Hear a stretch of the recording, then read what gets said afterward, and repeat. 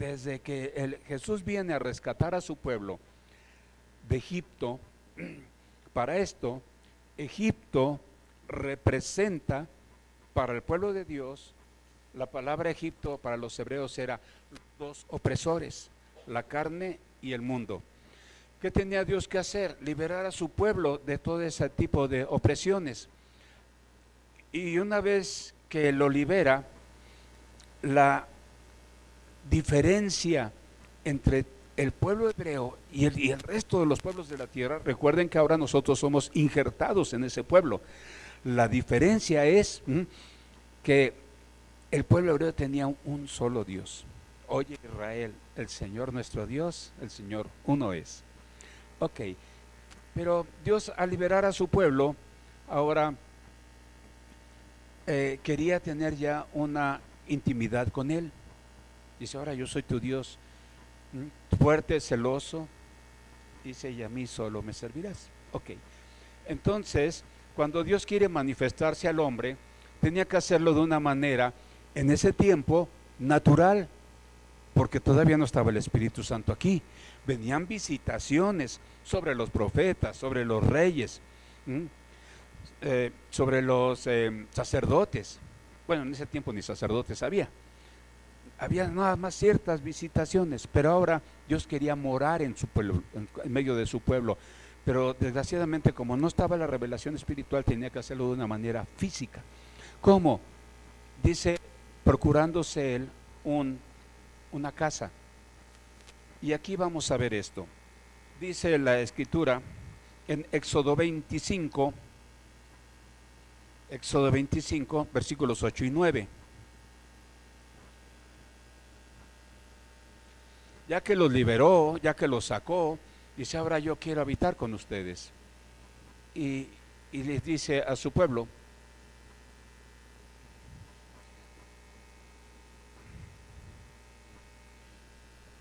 Éxodo 25, 8 y 9. ¿Qué pacho? Dice, oh, no se deja. Dice, y harán un santuario para mí. Ok, harán un santuario. Y la definición de santuario, como habíamos visto, tabernáculo, era en realidad un santuario. O lugar de reunión.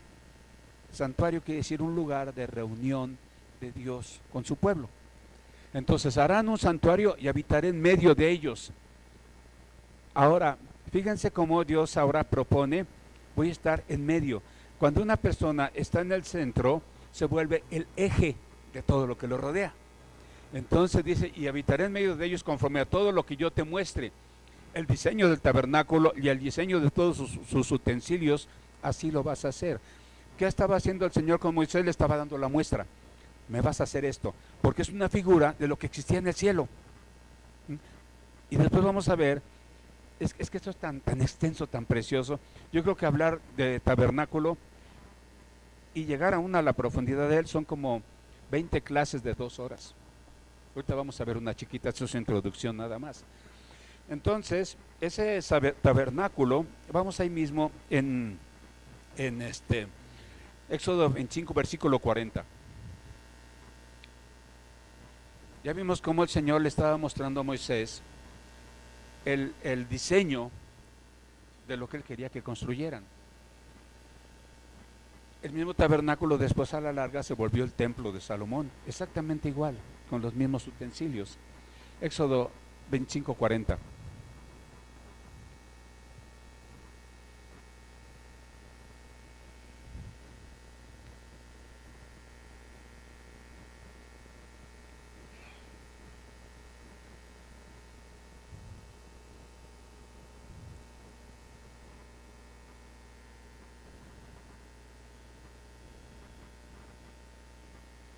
Dice, mira y hazlos conforme al modelo que te ha sido mostrado en el monte.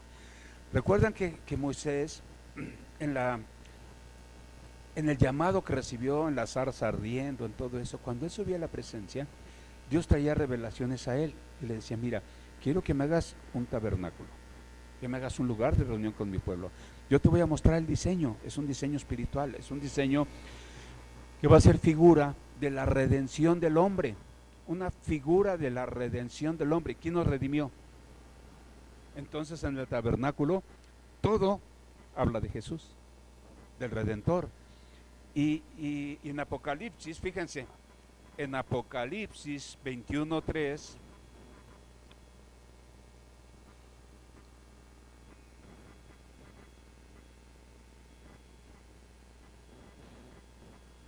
dice, y oí una gran voz del cielo que decía, he aquí el tabernáculo de Dios con los hombres, y Él morará con ellos. ¿Quién era el tabernáculo?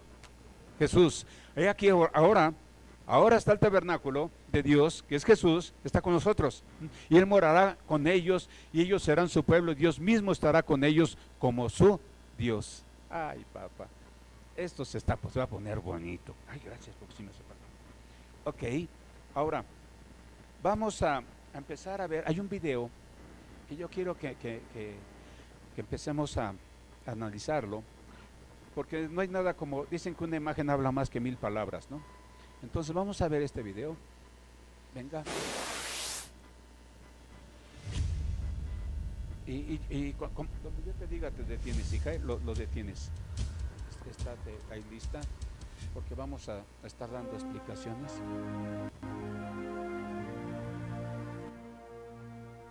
A ver.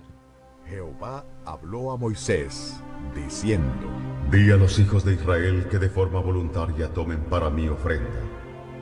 Esta es la ofrenda que tomaréis de ellos: oro, plata, cobre, azul, púrpura, carmesí, lino fino, ahí, tejido de Ok, ven que les está empezando a mandar cosas bien específicas: oro, plata, y esto es para los utensilios, bronce, y después ahorita vamos a ver el significado de cada cosa.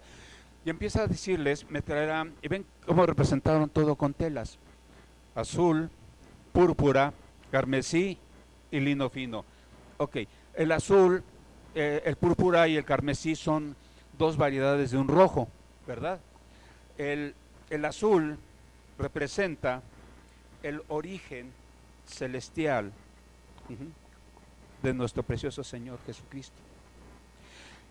El carmesí representa, hemos cantado muchas veces, su sangre carmesí, el derramamiento de la sangre, el sacrificio de Jesús. El púrpura, como se vestían los reyes de púrpura, que era un color distintivo de los reyes, representa la autoridad terrenal. ¿Se acuerdan que Jesús, cuando resucita, qué le dice a los discípulos? Toda autoridad me ha sido dada en el cielo y en la tierra. Entonces, el púrpura estaba representando la autoridad total de Jesús sobre todas las cosas. Y el blanco, el lino fino, que era el blanco, representa la santidad, representa al hombre perfecto, y todo esto. Ahora, de una vez vamos a entrar en los materiales. Oro, pide oro el Señor. ¿Por qué el tabernáculo tenía que estar recubierto de oro? No es porque Dios fuera ambicioso ni quisiera darse su decir soy un Dios todopoderoso, no, porque Dios sabe que quiere vivir en el corazón más humilde del hombre. A Él no le interesan los palacios, a Él le interesa una casa humilde, pero que sea digna de Él. Entonces, ¿por qué está pidiendo oro? Porque en ese tiempo el oro representaba la divinidad, la pureza. El oro era el material, siempre ha sido el material más precioso, representaba la gloria de Dios. La plata, ¿con qué se pagó la traición de Judas? Con 20 monedas de plata. Ok, la plata simbolizaba rescate, simboliza redención, era la base del santuario. Ahí nos representa a Jesús como un redentor. El bronce significa el sufrimiento, el juicio, y ahorita vamos a ver en qué lugar ocupaba cada material. Y la madera, había mucha madera de acacia, es una madera que no se pudre, una madera que dura, pero horrores, ¿no? Entonces la madera que no se pudre representaba la humanidad de Cristo, una humanidad que siempre ha sido pura, siempre ha sido guardada. Y para esto, bueno, no voy a meter en esto porque esto ya es más profundo. Ok, continúa por favor. Pelos de cabra, pieles de carneros teñidas de rojo, pieles de tejones, madera de acacia, aceite de oliva para el alumbrado, especias para el aceite de la unción y para el incienso aromático, piedras de ónice y otras piedras de engaste para el efod y para el pectoral. Quiero que el pueblo de Israel me construya una morada sagrada donde pueda vivir entre ellos, conforme a... Alto. Aquí está hablando de que me construyen una morada donde yo pueda vivir entre ellos. Ahora, si se fijan, esto nada más era un lugar de culto y de adoración. ¿Qué constaba? Si se fijan, nada más tiene una sola puerta. Nada más tenía los utensilios, estaba guardado por cortinas. ¿Qué dijimos que era lino fino? Santidad. Entonces, el perímetro de la presencia de Dios tiene que estar guardado por la santidad del hombre. Nadie puede entrar a este lugar sin santidad. ¿Quién nos da la santidad? La sangre del Cordero derramada, que nos pone en una posición privilegiada. Ahora, cuando no estamos en Cristo, andamos afuera.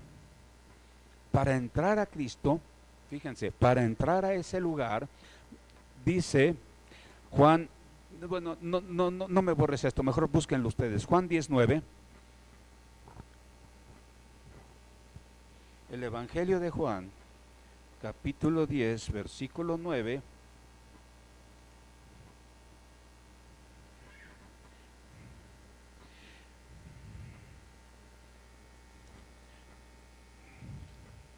Juan 10:9 dice, fíjense lo que declara Jesucristo.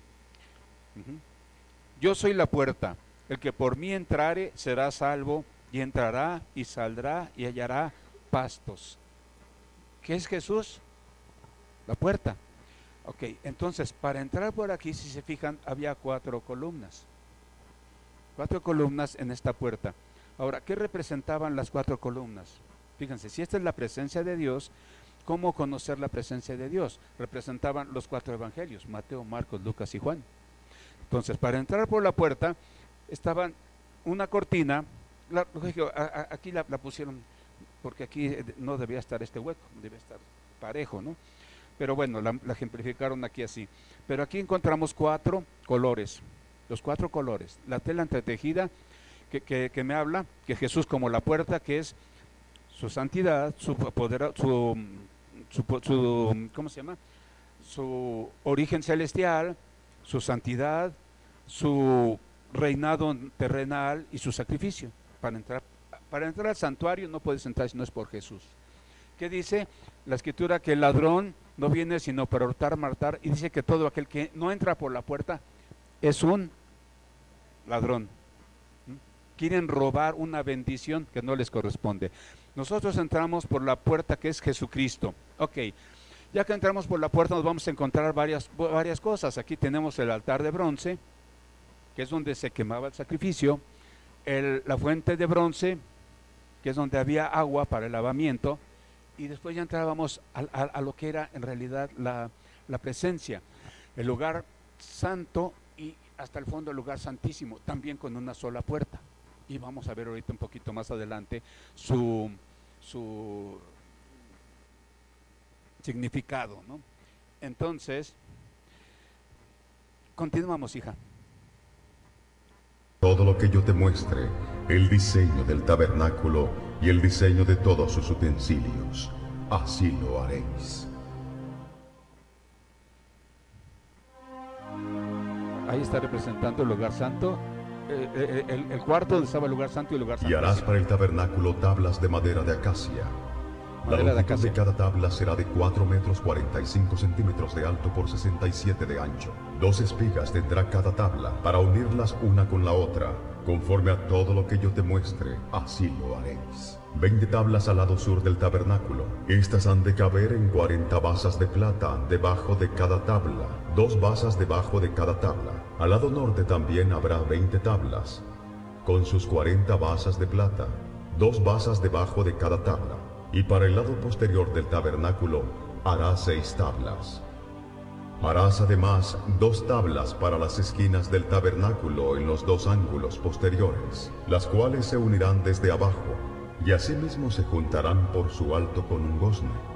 De suerte que serán 8 tablas, con sus basas de plata, 16 basas, 2 basas debajo de cada tabla. Harás también 5 barras de madera de acacia para las tablas de un lado del tabernáculo, y 5 barras para las tablas del otro lado del tabernáculo, y 5 barras para las tablas del lado posterior. Y la barra de en medio pasará por en medio de las tablas, de un extremo al otro. Y cubrirás de oro las tablas, y harás sus anillos de oro para meter por ellos las barras. También cubrirás de oro las barras. ¿Se dan cuenta que Y todo estaba de alzarás oro? el tabernáculo conforme al modelo que te fue mostrado en el monte. Ok. Detenga un poquito. Ya vimos cómo estaba conformado todo lo que era el lugar santo. Porque estaba recubierto de oro. Porque representaba la santidad de Dios, la gloria de Dios. No era porque Jesús quisiera ser ostentoso. Y si se fijan, aquí no está muy bien representado, pero el tabernáculo tenía cuatro telas, por decirlo de alguna manera, que cubrían todo el techo. Y si lo veían por fuera, no se veía nada atractivo, se veía hasta feo. La última tela era piel de tejón. Entonces, pues tú lo veías de así, decías, no, pues una tienda cualquiera, ¿no? Y sin embargo, con un significado tan glorioso esto, y vamos a empezar a ver algo, no sé, bueno, yo creo que empezamos a ver primero el altar de bronce. Continúa, hija. Asimismo harás el atrio del tabernáculo, el cual tendrá cortinas de lino fino. Al lado sur, las cortinas tendrán una longitud de 44 metros. Ellas serán sostenidas por 20 columnas y 20 basas de bronce. Los capiteles de las columnas y sus molduras serán de plata. De la misma manera, al lado norte, habrá a lo largo cortinas de 44 metros, con sus 20 columnas y sus 20 basas de bronce. Los capiteles de sus columnas y sus molduras serán de plata. El ancho del atrio, del lado oeste, tendrá cortinas de 22 metros de largo, sostenidas por... Ahora, si se fijan, estamos hablando que esta era madera. ¿Qué representaba? ¿Se acuerdan? La madera representa ¿qué dijimos? ¿Dónde está? Humanidad de Cristo. Ahora, bronce, este era bronce, las bases. Las bases de bronce significaban el sufrimiento del sufrimiento, el juicio. Por eso estaban en la tierra, pegado a la tierra, porque como figura terrenal, Jesús, el hombre incorruptible, estaba pegado, tenía un sufrimiento en el mundo, como todos los cristianos también tenemos. En cierto momento venimos a sufrir en un mundo, pero ¿qué encontramos aquí arriba? Plata. La plata, redención. Entonces, el hombre perfecto, el hombre que no se corrompe, teniendo un sufrimiento en el mundo, podía redimir a la humanidad. Esa es cada columna en la cual nosotros estamos ahora representando la vida de Jesús. Ahora, estaba sostenida por unas estacas, bueno, creo que adelante lo dice, unas estacas de bronce. El bronce ya vimos que representa sufrimiento. Al estar clavadas en la tierra, representa también el sacrificio en la cruz del Calvario, al él estar clavado. ¿Ok? Continúa, hija. 10 columnas con sus 10 basas. En el ancho del atrio por el lado oeste Habrá también 22 metros de longitud. La entrada del atrio se ubicará en el lado oeste y tendrá 2 cortinas. La cortina al lado derecho de la entrada tendrá 6 metros 60 de largo, sostenida por 3 columnas y sus 3 basas. La cortina en el lado izquierdo también tendrá 6 metros y 60 centímetros de largo, sostenida por 3 columnas y sus 3 basas. Para la puerta del atrio habrá una cortina de 8 metros 80 de largo. Hazla de lino fino y decórala con hermosos bordajes hechos con hilos color azul, púrpura y carmesí. Será sostenida por... Ahora, ¿qué dijimos que representaban estas 4 columnas para entrar? Los 4 evangelios. ¿Cómo conocemos a Jesús como la puerta? Por medio de la palabra. Entonces, aquí está representada también la enseñanza, el sacrificio, la presencia de Jesús. Aquí pintan leoncitos con alas, ¿no? Eso más bien es una imagen que venía de la cultura egipcia. En realidad, si vemos que en el boceto original estaba representado por querubines, porque ¿qué es lo que guarda el trono de la gracia, el trono de Dios? Los querubines, y ahorita la vamos a ver. Entonces, aquí podemos ver que la puerta simbolizaba la presencia de Jesús, la enseñanza de los 4 evangelios, y era el único modo en que nosotros podíamos entrar al lugar de adoración, a la presencia de Dios. 4 columnas y sus 4 basas. Todas las columnas alrededor del atrio estarán unidas por capiteles y corchetes de plata. Las columnas deben estar conectadas a basas de bronce, de modo que la longitud de todo el atrio será de 44 metros por 22 de ancho, con cortinas de 2 metros y 20 centímetros de alto, hechas de lino fino. Las basas que sostienen sus muros serán de bronce. Todos los utensilios del tabernáculo en todo su servicio, y todas sus estacas y todas las estacas del atrio serán de bronce. Y mandarás a los hijos de Israel que te traigan aceite puro de olivas machacadas para el candelero, de modo que arda continuamente. El candelero será colocado afuera del velo que está delante del testimonio, en el tabernáculo de reunión. Aarón y sus hijos pondrán las lámparas en orden para que ardan delante de Jehová desde la tarde hasta la mañana. Este es un estatuto perpetuo de los hijos de Israel, y debe ser cumplido por todas sus futuras generaciones. Quiero que se graben la palabra estatuto perpetuo, porque es algo que Dios pide para siempre, no es cosa de un tiempo o de un espacio. Harás también un altar de madera de acacia de 2 metros y 20 de largo, por 2 y 20 de ancho y 1 y 30 de alto. Y le harás cuernos en sus 4 esquinas, de tal manera que formen una sola pieza con el altar. Cubrirás el altar de bronce, sus calderos para recoger la ceniza, sus paletas, sus tazones, sus garfios y sus braseros serán todos de bronce. Le harás un enrejado de bronce y harás un anillo de bronce para cada una de sus 4 esquinas. Pon la rejilla dentro del cerco del altar abajo, hasta que llegue a la mitad del altar. Harás también varas de acacia para el altar, las cuales cubrirás de bronce. Y las varas se meterán por los anillos y estarán a ambos lados del altar cuando sea llevado. El altar lo harás hueco, de tablas, de la manera que te fue mostrado en el monte. Ahora, te quiero explicar algo que es muy importante para nosotros. Estamos viendo que había un altar. El altar significa lugar de sacrificio. En este altar, ya se me pasaron hasta la fuente. Esta es la fuente de bronce, pero ahorita todavía no llegamos ahí. En este altar del sacrificio es donde les voy a platicar cómo era la onda. Entraba el pueblo, como nosotros entramos por Jesús.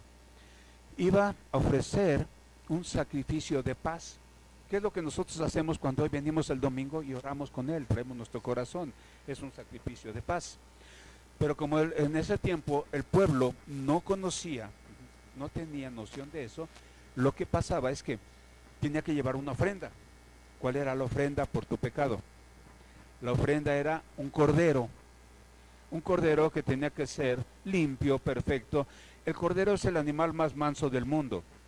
cordero lo llevas y lo paseas y lo pateas y mira, nunca va a protestar. Entonces, ¿cómo se identifica Jesús? ¿Cómo lo identifica Juan el Bautista? Este es el Cordero de Dios que quita el pecado del mundo. ¿Por qué quita el pecado del mundo? Porque, les voy a explicar, a decir algo. Dice, porque sin derramamiento de sangre no hay remisión de pecados. Entonces, ¿qué necesitábamos para que nuestros pecados fueran perdonados? Un derramamiento de sangre. Pero yo no iba a dar la mía. Me quedaba sin nada, ¿y después qué? Entonces, ¿qué hacían las personas cuando llegaban con ese sacrificio de paz? Tenía que venir acompañado de sangre. Entonces llevábamos un cordero que representaba la pureza de Dios. Pero yo no podía ofrecer nada que no fuera puro. Entonces, ¿qué hacíamos? Yo llegaba con el sumo sacerdote, con mi borreguito, y le decía, Señor, vengo a ofrecer mi sacrificio porque he pecado contra Dios. Entonces lo que yo hacía era orar sobre el cordero, pasarle mis pecados, y una vez que el cordero estaba lleno de pecado, de todo lo que yo había hecho, ahora Él iba a pagar en mi lugar con su sangre. Cuando Jesús muere en la cruz, ¿qué hizo? ¿Qué recibió encima? Todos los pecados del mundo, y fue y pagó con su sangre, lo mismo que el cordero cuando le llevábamos aquí. Este era el lugar de la redención, donde el cordero iba a pagar, el Cordero Santo iba a pagar por mí, por mis pecados. La única diferencia es que en este tiempo, como era una sangre imperfecta, no borraba los pecados, los cubría, para que yo pudiera entrar a la presencia y pudiera tener ese contacto y esa redención con Jesús. Entonces, este era el objetivo, el objetivo por el cual se hacía esto. Y vamos a ver en Éxodo 12, ¿dónde anda? Éxodo 12, versículo 3. Éxodo 12, 3 dice, hablad a toda la congregación de Israel diciendo, en el 10 de este mes tómese cada uno un cordero según las familias de los padres, un cordero por familia. Ya el Señor estaba pidiendo. Recuerden que la Pascua significa sacrificio. La primer Pascua, ¿cuándo se efectuó? La primer Pascua se realizó en Egipto, cuando el Señor iba a sacar a su pueblo. ¿Cómo se realizó? Con el derramamiento de la sangre.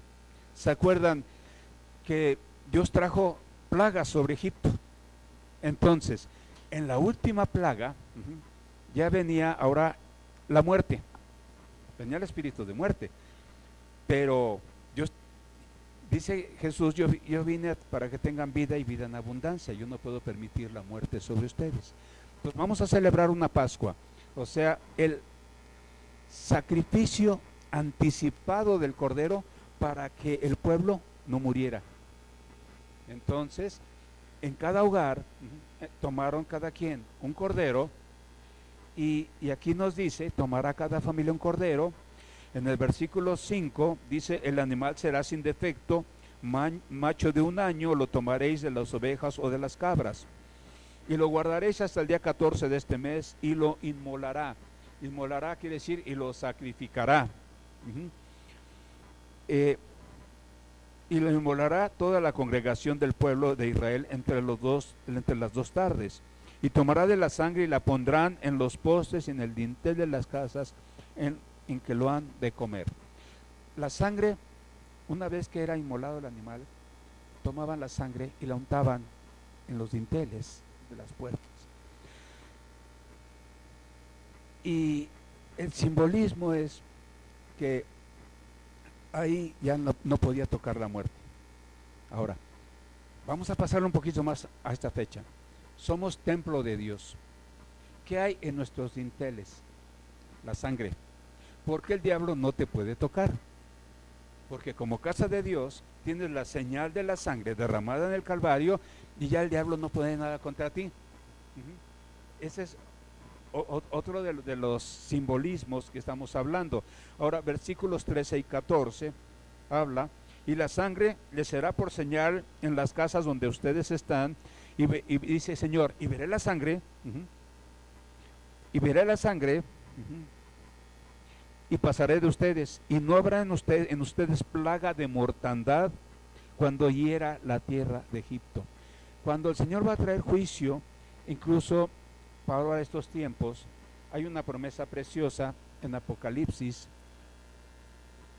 creo que es 2:17, por ahí así, que dice, por cuanto has guardado la palabra de mi paciencia, yo te guardaré de la hora de la prueba que ha de venir sobre el mundo entero para juzgar a los habitantes de la tierra. ¿Por qué nos va a guardar? Porque está la sangre. Esa sangre que desde el principio de los tiempos en un dintel de una casa en Egipto guardó al pueblo, ahora está sobre nosotros, y ahora nada de lo que levanta el diablo nos puede afectar. Versículo 23. Porque Jehová pasará hiriendo a los egipcios, y cuando vea la sangre en el dintel y en los dos postes, pasará Jehová aquella puerta, y no dejará entrar al heridor en vuestras casas para herir. No podrá entrar. Fíjense lo precioso que desde el principio de los sacrificios, antes de que esto se formara, ya el Señor estaba guardando la integridad de su pueblo. Ok, continúa, hija.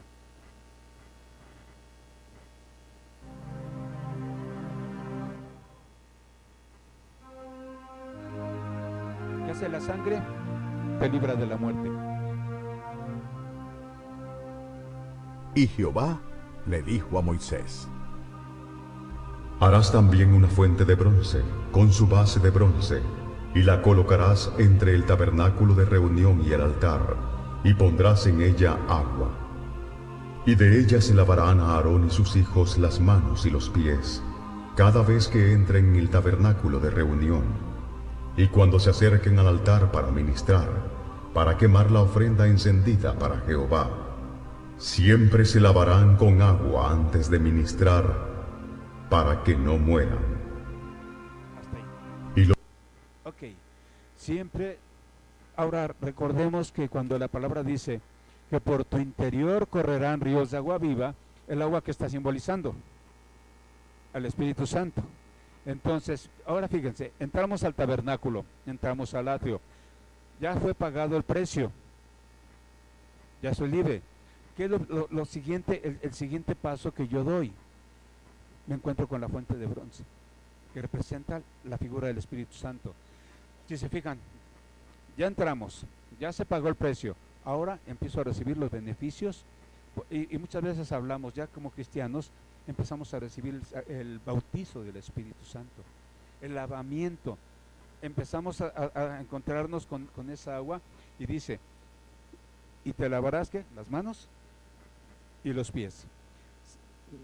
No sé si ya vimos ese estudio sobre el lavamiento de los pies, que nuestros pies son la parte humana que toca el mundo, es un simbolismo. Entonces todos los humanos estamos de una u otra manera conectados con el mundo, en este caso por medio de los pies. Entonces, ¿qué dice el Señor? Vas y te lavas los pies, para que no traigas contaminación del mundo y puedas entrar a mi presencia. Por eso, la fuente de bronce era la que estaba inmediatamente antes de entrar ya al lugar santo, porque teníamos que tener un lavamiento por medio del Espíritu Santo. La fuente de bronce, aquí no está representada como es correcto, dice que todas las mujeres de hebreas dieron sus espejos para fabricar esto, porque ahí es donde el sacerdote, antes de entrar al lugar santo, tenía que verse físicamente en el espejo, como nosotros tenemos que ver nuestra relación con Dios, cómo estamos, ¿no? Si estamos limpios o si tenemos pecado. Ahí es donde se reflejaba eso. El sacerdote veía si estaba sucio, y entonces se lavaba, porque no podía entrar contaminado. Y este era el papel que estaba jugando la fuente de bronce, o sea, la presencia del Espíritu Santo santificándote, limpiándote, para que puedas introducirte ya a la presencia. Adelante, hija. Tendrán por estatuto perpetuo Aarón y su descendencia por sus generaciones.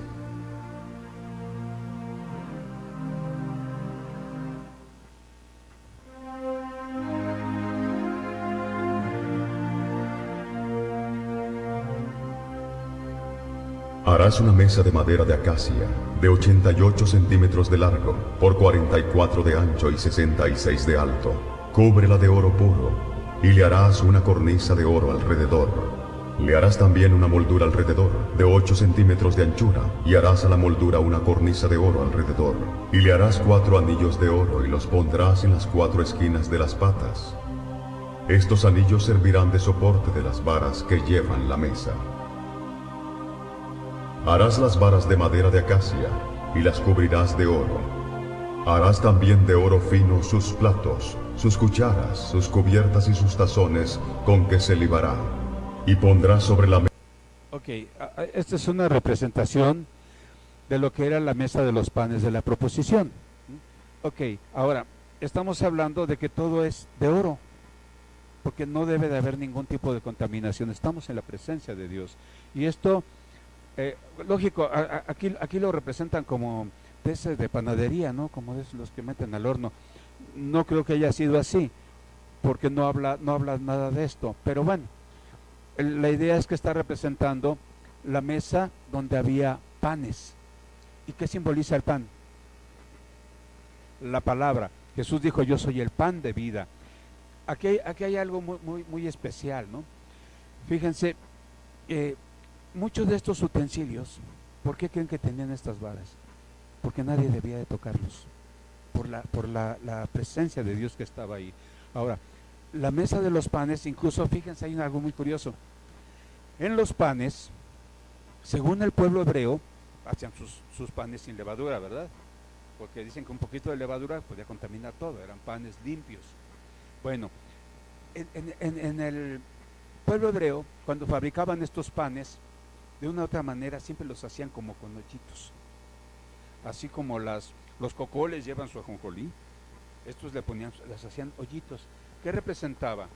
El pan de vida, que era Jesús, y los hoyitos representaban el sacrificio de la cruz del Calvario. Como le decía a este muchacho, ¿cómo se llama? El incrédulo, a Tomás, mete tu mano. El pan de vida estaba representado un sacrificio. Mete tu mano para que veas que ese soy yo. Y este era uno de los de las partes que estaban en el lugar santo.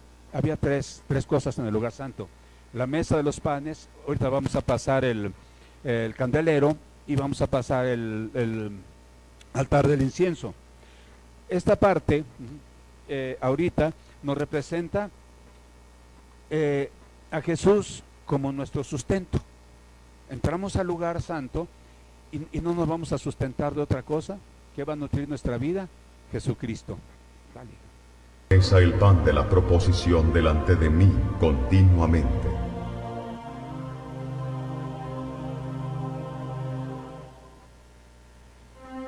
Ahí está el candelero.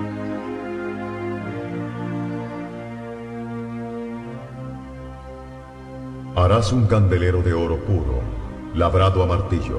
Todo el candelero y sus decoraciones formarán de una sola pieza: su pie, su caña, sus copas, sus botones y sus flores. Tendrá 6 brazos, 3 brazos a cada lado de la caña. Cada uno de los 6 brazos tendrá una copa en forma de flor de almendro, con sus botones y sus pétalos. La caña central del candelero estará decorada de 4 copas en forma de flor de almendro, con sus botones y sus pétalos. Habrá un botón debajo de cada par de brazos que salen de la caña central. Las decoraciones y los brazos serán de una pieza con la caña, y deben ser labrados a martillo, de oro puro. Luego harás para el candelero 7 lamparillas, las cuales encenderás para que alumbren hacia adelante. Las despabiladeras y los platillos deben también ser hechos de oro puro. Necesitarás 34 kilos de oro fino para hacer el candelero y todos los utensilios. Cerciórate que hagas todo conforme al modelo que te he mostrado aquí en el monte. Ok, hasta ahí. Ahora, ¿qué representaba el candelero? Era luz. Jesús, ¿qué dijo? Yo soy la luz del mundo. ¿Y la luz para qué sirve? Otro de los factores de la luz. Sí, ¿qué más? Fíjense, quita las tinieblas. ¿Qué es lo que Dios trae sobre lo que el diablo quiere traer sobre nosotros? Tinieblas. Él es el rey de las tinieblas. Entonces, cuando Dios declara, yo soy la luz del mundo, es que yo voy a alumbrar tu vida. Estamos hablando de sabiduría, conocimiento, de entendimiento por medio de esa luz. Por eso es bien importante que veamos dónde estaba el candelero. Exactamente enfrente de la mesa de los panes de la proposición. ¿Qué estaba haciendo la luz? Alumbrando la palabra, alumbrando la presencia de Dios. Esto es precioso, porque todo eso, ahora, además piénsenlo, todo eso está pasando dentro de cada uno de nosotros, porque de una u otra manera no eres templo de Dios. Entonces, ¿qué está representando el tabernáculo? Todo lo que debe de haber dentro de ti, el alimento espiritual por la revelación del Espíritu Santo, la luz del Evangelio en ti, todo esto, ¿eres tú? Eso es otro estudio. Ahorita vamos a continuar con esto, y aquí está el altar del incienso. Adelante, hija.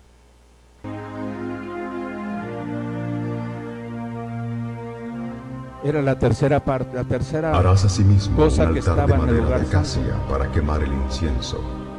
Será cuadrado y medirá 45 centímetros de largo, por 45 de ancho, por 90 de alto, con cuernos en cada esquina, tallados de la misma madera del altar. Y cubrirás de oro puro su cubierta, sus paredes en derredor y sus cuernos, y le harás en derredor una cornisa de oro. Le harás también 2 anillos de oro debajo de su cornisa, a sus 2 esquinas a ambos lados suyos, para meter las varas con que será llevado. Harás las varas de madera de acacia y las cubrirás de oro. Y pondrás el altar delante del velo que está junto al arca del testimonio, delante del propiciatorio que está sobre el testimonio, donde me encontraré. Ok, ya se fijaron que de este lado estaba el candelero, de este lado estaba la mesa de los panes de la proposición, y junto a la cortina donde entrábamos al lugar santísimo, bueno, en ese tiempo nada más entraba el sumo sacerdote, nadie más podía entrar. El que entraba, entonces, fíjense, este representa la oración que representa comunión, intimidad. O sea, para poder entrar a la presencia, yo tenía que tener una intimidad con Dios. Eso representaba el altar del incienso. Dice, el incienso es la oración que sube como un perfume grato al Señor. Entonces, para poder yo entrar al lugar santísimo, tenía yo que reunir estos requisitos. Tener la sabiduría de Dios, la revelación de la palabra, y tener una comunión, intimidad con Él. Hemos dicho que luego muchas veces mucha gente habla del Espíritu Santo y escribe hasta libros, y muchas veces ni siquiera lo conocemos, porque para tener esta comunión, entrar hasta lo más profundo del lugar santo, no estamos hablando del lugar santísimo, hasta lo más profundo del lugar santo, solamente se consigue por medio de la revelación de la palabra, por medio de la consagración y por medio de una intimidad o una comunión con Dios. Fuera de ahí es muy difícil, porque Dios, para entrar ahí necesitas tener el lavamiento de la sangre. Es lo que hicimos hoy antes de iniciar el culto. Señor, si te hemos fallado, si hemos pecado, aún por omisión, perdóname. ¿Y qué hace la fuente de bronce? Te lava. Entras a la presencia y empiezan las revelaciones de la palabra. Después de ahí, ¿qué sucede? Tienes una intimidad con tu Dios. ¿Qué es la oración? Aquí está representada la oración, pero ¿qué es la oración? Mi diálogo, ojo, no monólogo, porque siempre somos pedinches. Dios dame, Dios hace, Dios mueve, y abusado, luego vengo. Más no se te olvide. ¿Esa será comunión? Entonces, con Dios, ¿qué tenemos que hacer? Entrar y tener un diálogo. Y el diálogo es que cuando el Señor estás en oración te dice, ya entendí, yo sé todo lo que hay en tu corazón, ahora cállate, porque ahora yo voy a hablarte. Y ahí es donde entra lo precioso, donde entra la comunión, donde entra esa intimidad. Ahora ya tienes un diálogo con el Señor. Si se fijan, en el atrio no había nada de eso. Muchas veces somos ovejas que están en el atrio, ¿verdad? No hay altar de bronce, no hay comunión. Entonces, cuando una persona es nuevecita en Jesús, ¿tendrá la capacidad de orar, de interceder? No, es dependiente. Entonces llega y es correcto, hermano, ora por mí, hermano, tengo esta necesidad. Está bien, si tú ya estás en el lugar santo ya lo puedes hacer. Por él todavía no tiene esas capacidades o no tiene esa confianza con tu papá, porque no le han sido reveladas por medio de la luz, no ha entendido que él tiene la capacidad de estar en la presencia de Dios y disfrutarla. Pero ahora ya existe esa intimidad gloriosa, maravillosa, que debemos de tener con nuestro Dios, la oración, el diálogo. Y aquí lo que les decía, esto está equivocado porque estaban representados, esto es una figura más bien de tipo egipcia. Estaban en esta cortina grabados querubines que guardaban la total santidad de la presencia de Dios. Cuando entraba un sacerdote sin santificarse, ¿quién creen que le daba cuello? Los querubines, porque ahí no podía entrar nada impuro. Esta es la vida de Jesús. Jesús es la pureza total. ¿Y por qué te permite entrar? Porque ahora comparte su gloria contigo. Y empiezas tú a entrar en la presencia y empiezas a adentrarte, y llega un momento que hay muchos cristianos, estamos en este lugar. Estamos en este lugar. ¿Y qué necesitas? El aliciente para entrar allá adentro, a esa intimidad, a esa comunión profunda con tu Dios. A ver, continúa, hija. Contigo. Recuerda. Y Aarón quemará incienso aromático sobre él. Cada mañana cuando aliste las lámparas lo quemará. Y cuando encienda las lámparas al anochecer, quemará el incienso de nuevo, como rito perpetuo delante de Jehová por vuestras generaciones. No ofreceréis sobre él incienso extraño, ni holocausto, ni ofrenda, ni... No ofrecerás incienso extraño, solamente lo que Dios te esté mandando. ¿Cómo se puede ofrecer incienso extraño? Cuando le estás orando a otros dioses. Cuando estás orando, vemos que mucha gente va a hacer algo indebido y todavía le dice al Señor, bendíceme. Eso es incienso extraño. Cuando recibimos una bondad del Señor y vamos y le damos las gracias a un ídolo. Todo ese tipo de cosas, cuando nuestro corazón no está listo para derramarse con el Señor, traemos cosas extrañas a Él, que Él no nos mandó. Por eso, este es un altar muy especial. Y dice el Señor, aquí debe haber la pureza de tu corazón. Si tú me traes algo extraño, dice, pides, aquí está el pedimento, la oración, pides y no recibes, porque pides mal. Estás trayendo incienso extraño. Tampoco derramaréis sobre él libación. Y sobre sus cuernos hará Aarón expiación una vez al año con la sangre del sacrificio por el pecado para expiación. Una vez en el año hará expiación sobre él por vuestras generaciones. Será muy santo a Jehová. Muy santo. Y vean cómo también ahí se derramaba sangre. Ahora entramos al lugar santísimo. Haz también un arca de madera de acacia, de 1,10 metros de largo, por 66 centímetros de ancho, por 66 de alto, y la cubrirás de oro puro por dentro y por fuera, y harás sobre ella una cornisa de oro alrededor. Fundirás 4 anillos de oro, que pondrás en sus 4 patas, 2 anillos en cada lado. Harás unas varas de madera de acacia, las cuales cubrirás de oro.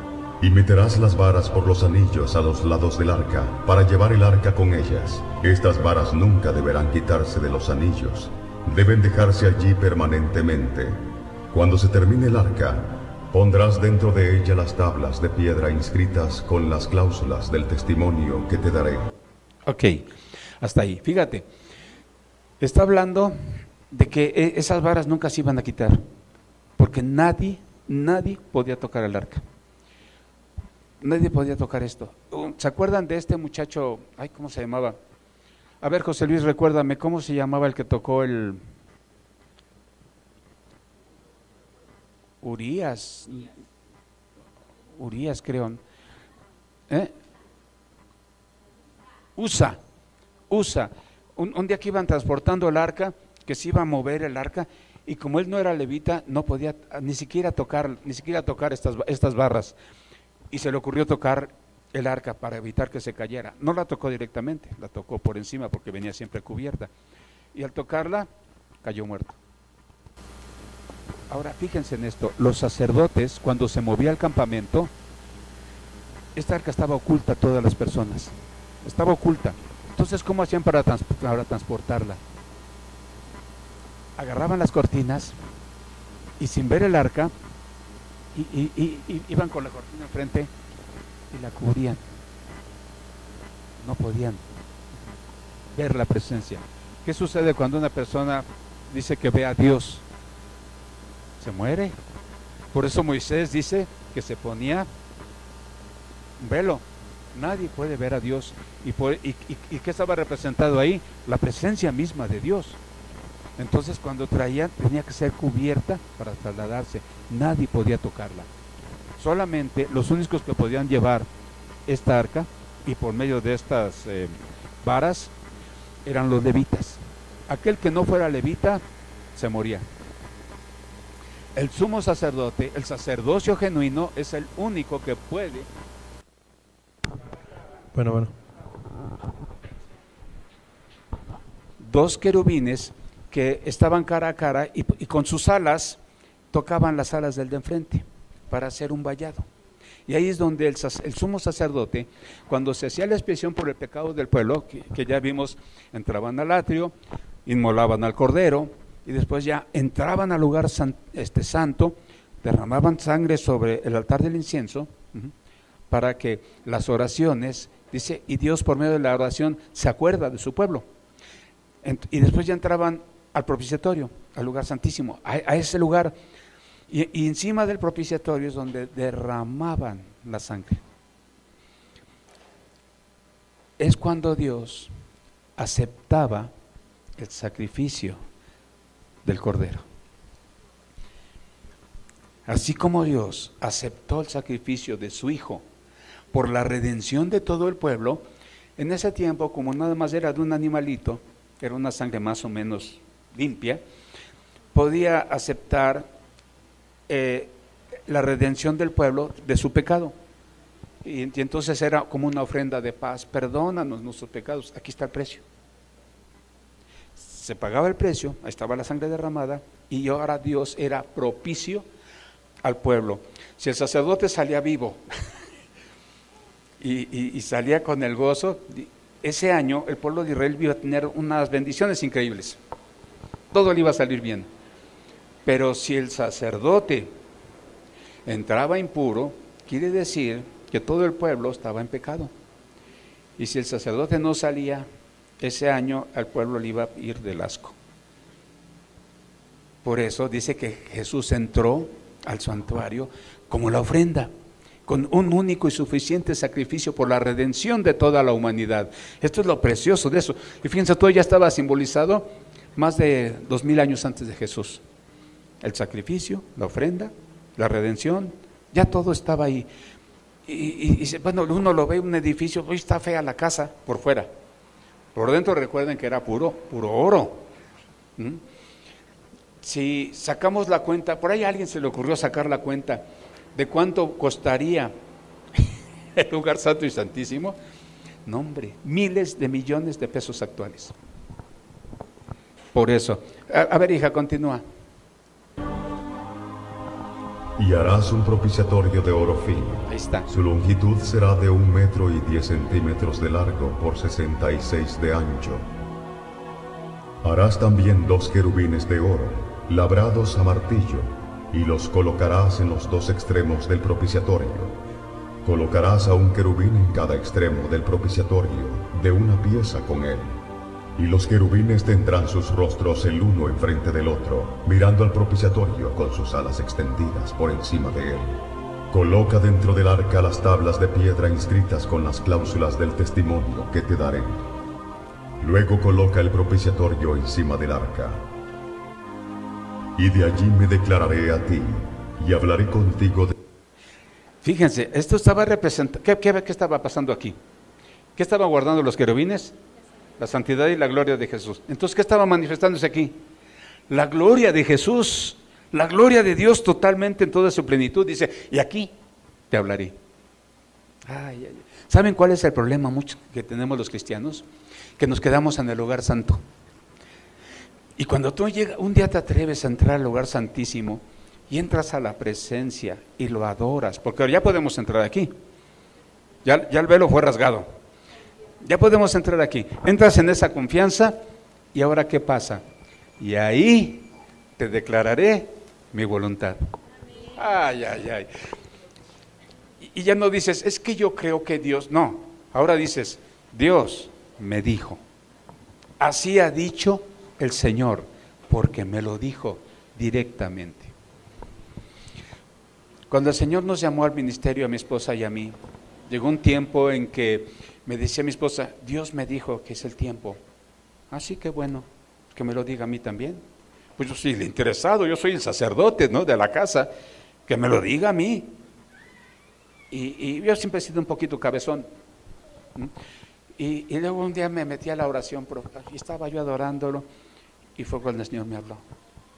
Y me dijo, sí, ciertamente te he llamado.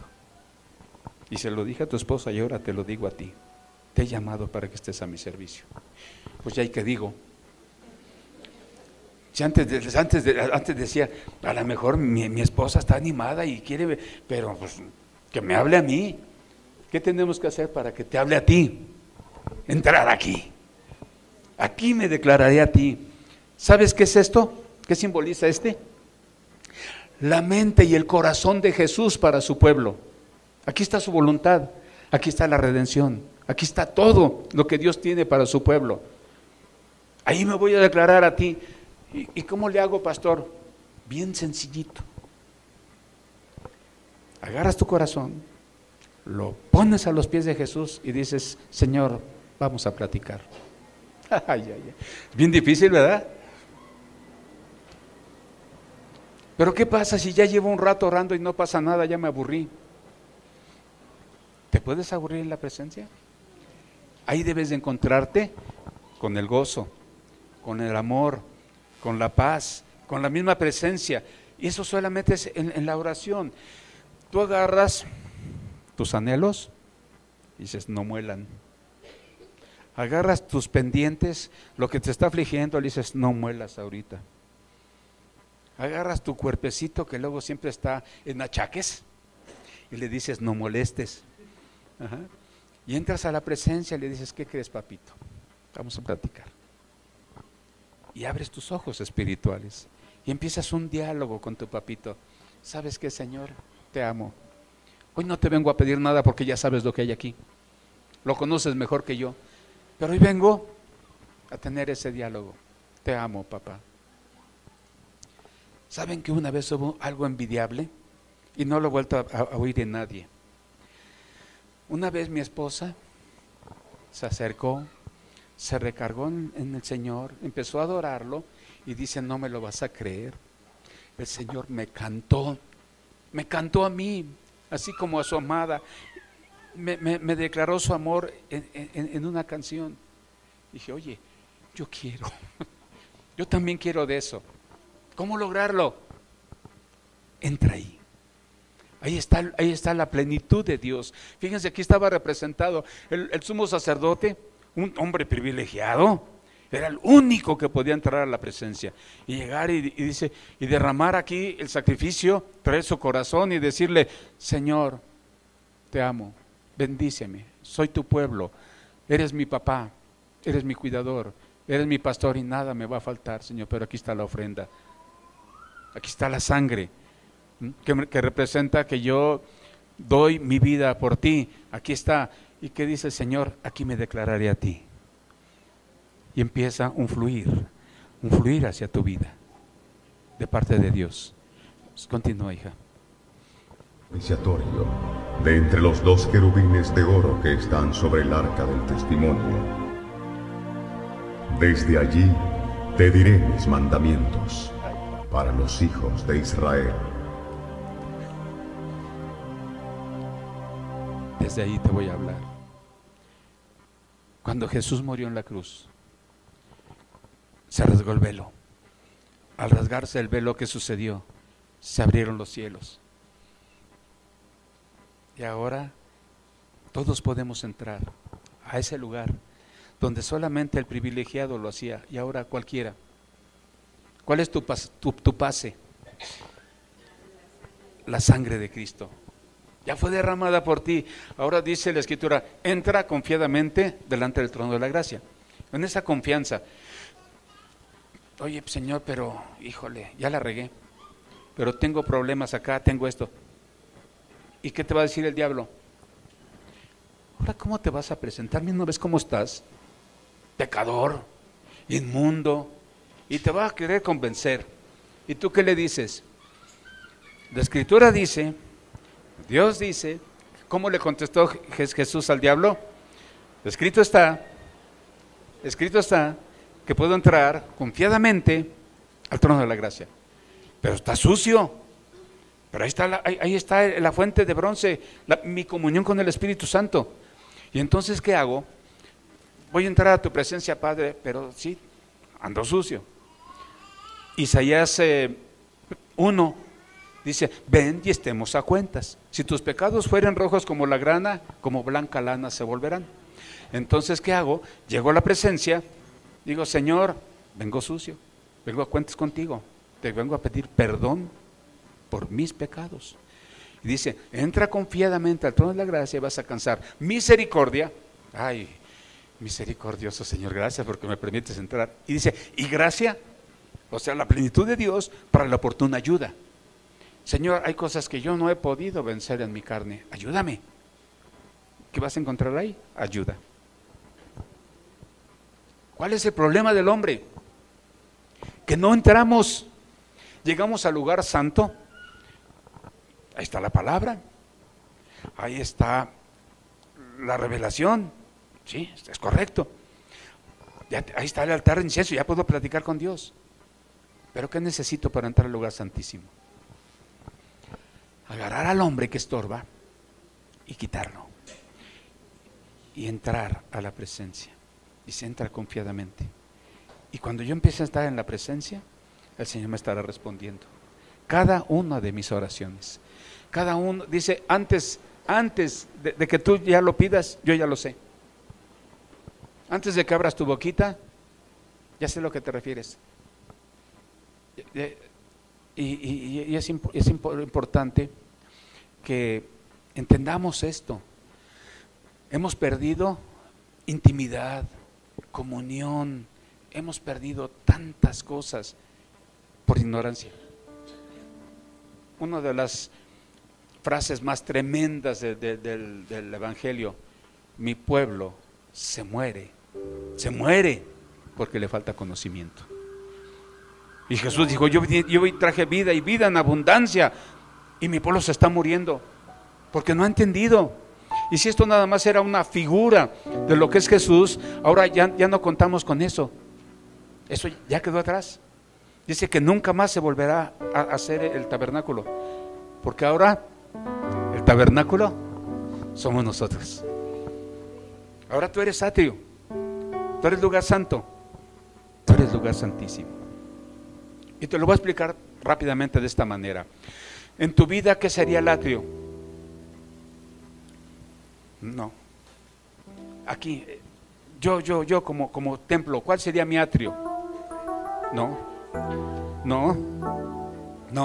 mi cuerpo, lo natural. ¿Cuál sería el lugar santo? Mi alma, mi conocimiento, donde yo puedo discernir y puedo hacer las cosas. Pero ¿cuál sería el lugar santísimo? Mi espíritu, lo que está en comunión con Dios. ¿Ya ven que también somos tabernáculo? Por eso esto es precioso. Y les voy a decir algo, no hemos sido nada profundos. Esto es tan profundo porque nos lleva a un conocimiento más allá de Jesús, más allá del Señor, y un conocimiento más allá de nosotros como personas. No hemos sido nada profundos. Eso ya lo veremos en un futuro donde podamos entender estas verdades. Por eso es tan importante, y esta canción lo refleja, cuando el Señor se ha manifestado en medio de su pueblo. Y yo creo que todos podemos pedirle al Señor, como sumos sacerdotes, que estemos en su presencia. Así que acompáñame. Señor, llévame a tus atrios, al lugar santo, al altar de bronce. Señor, tu rostro quiero ver. Pásame la muchedumbre por donde el sacerdote canta. Tengo hambre y sed de justicia y solo encuentro un lugar. Llévame al lugar santísimo por la sangre del Cordero Redentor. Llévame al lugar santísimo. Tócame, límpiame, heme aquí. Díselo con todo tu corazón. Señor, llévame a tus atrios, al lugar santo, al altar de bronce. Señor, tu rostro quiero ver. Pásame la muchedumbre por donde el sacerdote canta. Tengo hambre y sed de justicia y solo encuentro un lugar. Llévame al lugar santísimo por la sangre del Cordero Redentor. Llévame al lugar santísimo. Tócame, límpiame, heme aquí.